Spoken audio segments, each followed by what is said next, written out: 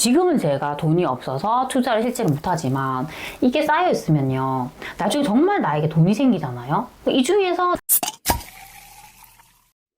안녕하세요. 세비티입니다. 오늘은 최근에 제 유튜브 댓글로 모의 투자에 대해서 구체적으로 알려달라는 댓글이 있었어요. 그래서 모의 투자에 대해서 한번 알려드리려고 영상을 찍게 됐습니다. 일단 이 모의 투자가 뭔지 좀 말씀을 드릴게요. 모의 투자. 이 투자는 투자인데 사실 모의 투자는요, 내 돈이 들어가지 않는 투자입니다. 그래서 실제 그 계약을 하는 그 전 단계까지 내가 한번 해보는 거예요.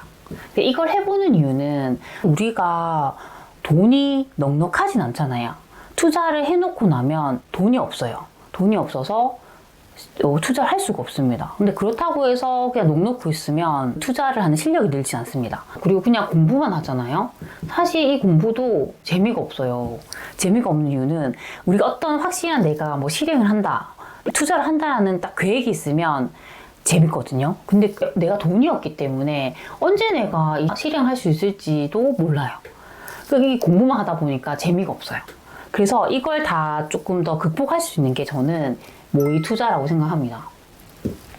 사실 저도 모의 투자를 많이 했었어요. 저 같은 경우도 투자를 다 해놓고 나면 항상 매번 돈이 있는 게 아니잖아요.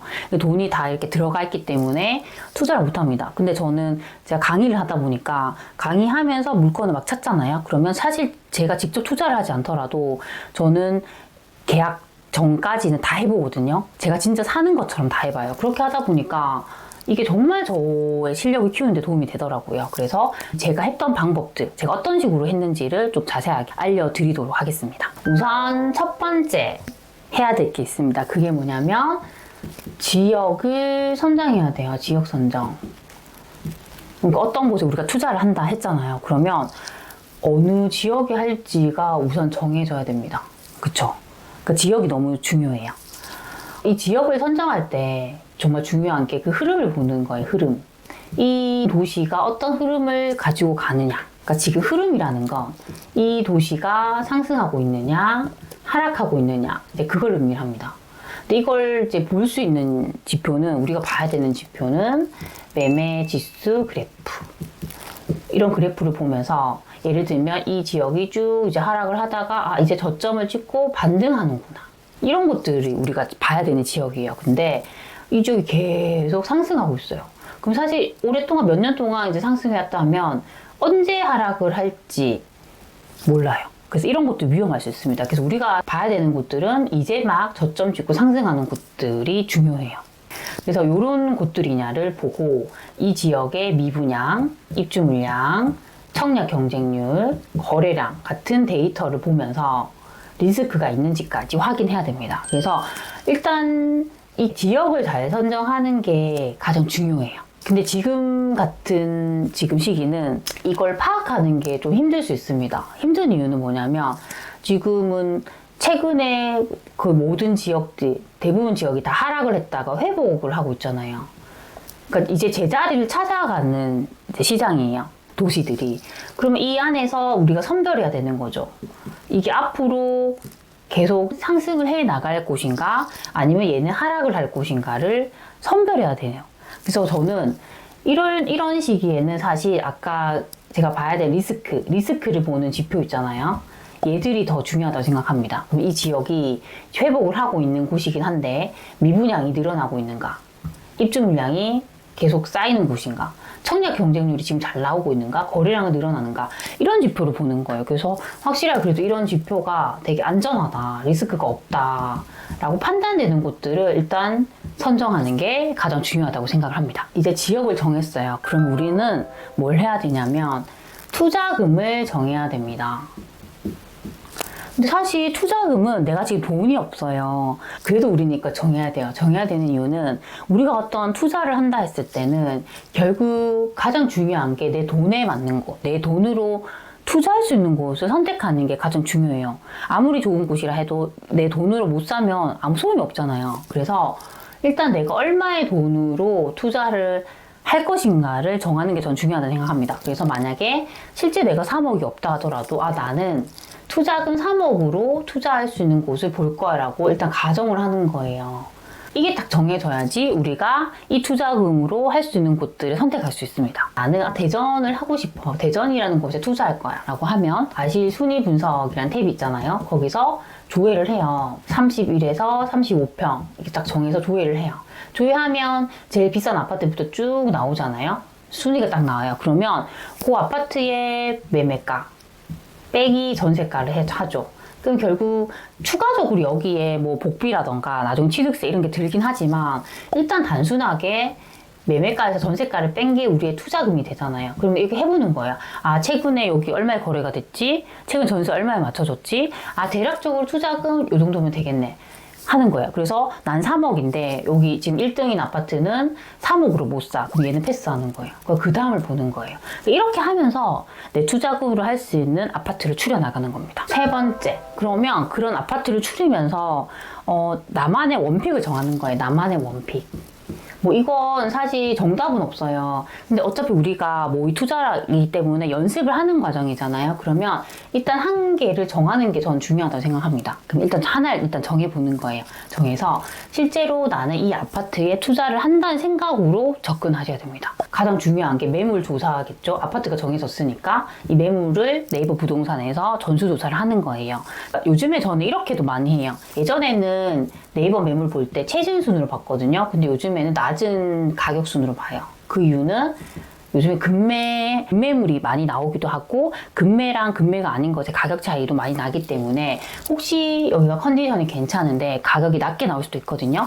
그래서 이렇게도 많이 봅니다. 이런 식으로 해서 네이버 부동산에 뜨는 매물을 전수조사를 하는 거예요. 그렇게 하고 전세 나오는 매물 가격도 보시고요. 최근에 거래가 된 시거래가를 확인합니다. 이제 조사를 했잖아요. 그러면 조사를 하고 나서 하는 게 두 번째는 부동산에 연락을 해야 되죠. 부동산에 연락을 해서 사실 이 네이버 부동산에 나오지 않는 급매도 분명히 있습니다.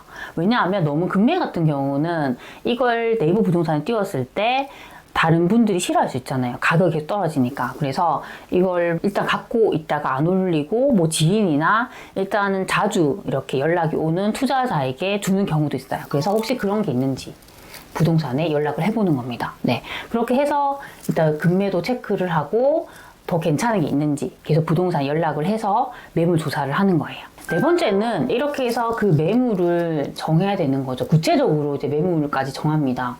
어떤 아파트, 이 아파트에 몇 동, 몇 호, 나 이걸 사겠어 라고 딱 정해지는 거죠. 그러면 이게 우리가 계약서 쓰고 계약금만 안 붙였을 뿐이지 여기까지 했다고 하면요, 일단 거의 우리가 실행을 하는 것과 같다고 생각하시면 돼요. 그러면 이걸 이렇게 그냥 끝내는 게 아니라 저는 정리를 해야 된다고 생각해요. 이걸 관심단지로요 정리를 하셔야 돼요. 정리. 그러니까 저 같은 경우는 근데 엑셀 같은 곳에 정리를 해요. 어떻게 하냐면 이렇게 표를 만들어 가지고요, 여기에 이제 아파트 이름 쓰고요, 여기 지금 내가 살려고 하는 이 매물의 매매 가격, 전세 가격을 다 적습니다. 이렇게 딱 적어요. 적고 그 다음에 중요한 부분이 있습니다. 예상 가격. 나는 이게 지금 현재는 이 가격인데 나는 얘가 만약에 현재 얘가 5억이잖아요. 근데 나는 뭐 2년 뒤에 얘가 7억이 될 것 같아. 그러니까 이 기준, 내가 7억으로 보는 기준이 여러 가지가 있을 수 있을 것 같아요. 그럼 이걸 우리가 그 지역의 대장 아파트하고도 비교해 볼 수 있고요. 아니면 이 거의 입지가 비슷한 다른 도시에 있는 아파트와도 비교해 볼 수 있죠. 그래서 이걸 비교 작업을 통해서 나는 최소 얘가 이 정도는 갈 것 같아 라고 정할 수 있는 거예요. 이게 틀릴 수도 있습니다. 근데 이걸 해봐야지 내가 아파트를 보는 눈이 생기고요. 나중에 실제 투자를 한다고 했을 때도 실패하지 않고 더 많이 오를 수 있는 아파트를 볼 수 있는 눈이 생깁니다. 그래서 이걸 해보는 거예요. 여기까지 정리를 하시고 이걸 이제 계속 수시로 체크를 해야 돼요. 모니터링을. 이건 정해진 기간은 없지만 한 달에 한 번이든 두 달에 한 번이든 실제로 이 가격, 이 아파트의 가격이 어떻게 움직이는가를 체크를 하는 거예요. 지금은 제가 어떤 아파트 하나를 딱 정해서 했지만 이게 계속 늘어나겠죠. 이 A 아파트, B 아파트, C 아파트 계속 목록을 늘려가는 거예요. 그래서 이게 쭉 쌓이게 되면 지금은 제가 돈이 없어서 투자를 실제로 못하지만 이게 쌓여 있으면요, 나중에 정말 나에게 돈이 생기잖아요. 이 중에서 내가 생각하는 제일 괜찮은 애를 실제로 투자를 할 수가 있습니다. 그래서 이 모의 투자가 사실 지금은 나에게 모의 투자지만 정말 돈이 생기면 실제 투자로 우리가 이어질 수가 있기 때문에 어떻게 보면 정말 실제 투자의 전 단계를 내가 지금 하는 거다라고 저는 생각할 수 있을 것 같아요. 그래서 그것들을 지금부터 계속 해본다라고 생각하셨으면 좋겠습니다. 그래서 오늘은 이렇게 제가 모의 투자에 대해서 말씀드렸는데요. 일단 정리를 해드리면 제가 생각하는 모의 투자의 첫 번째 단계는 일단 지역 선정입니다. 그 지역을 보면서 이 지역이 흐름이 지금 어떻게 되어가는지, 저점을 찍고 상승을 했는지, 리스크가 있는지를 확인하는 거예요. 그리고 두 번째는 투자금을 정한다는 겁니다. 일단 내가 가용할 수 있는 돈이 얼마인지를 가정을 해야지 거기에 맞는 아파트를 선택할 수 있기 때문에 투자금을 정합니다. 그리고 그 투자금에 맞는 아파트까지 우리가 선정을 합니다. 그리고 세 번째는 아파트가 정해졌다고 하면 매물 조사를 합니다. 네이버 부동산에서 매물 조사하시고 실제 부동산에 연락해서 금매가 있는지 매물 조사까지 해서 매물을 하나를 딱 정하는 겁니다. 네 번째는 관심 단지로 정리를 하는 겁니다. 정리를 하셔가지고 거기서 끝나는 게 아니라 내가 생각하는 예상 가격까지 딱 정하시고 계속적으로 모니터링을 하는 겁니다. 그래서 이런 관심 단지를 하나에서 끝나는 게 아니라 계속적으로 추가를 하면서 늘려가시고요. 나중에 내가 정말 돈이 생기면 그 관심 단지 중에서 제일 좋은 애를 실제 실행을 하시면 됩니다. 그래서 이 작업을 계속적으로 꾸준히 하셨으면 좋겠습니다. 제가 오늘 말씀드린 것들이 저희 소치님들에게 조금이라도 도움이 되셨으면 좋겠습니다. 그럼 우리 다음 시간에 만나요. 안녕.